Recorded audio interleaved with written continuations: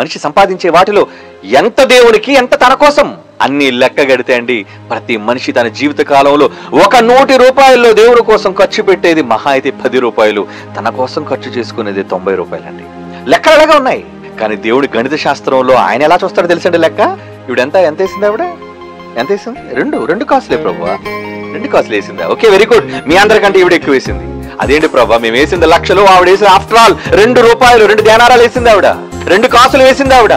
ఆవిడ ఎక్కువ అంటావేంటి? మీ లెక్కలు వేరురా. మీరు కేవలం ఎంత ఇచ్చారో అనేది వెయిట్ చూస్తున్నారు మీరు.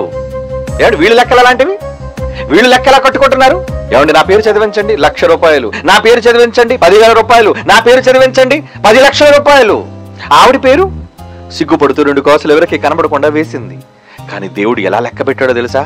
ఈవిడ వేస్తుందంటే ఈవిడ వెనక ఏమైనా ఉందా? ఏమీ లేదు.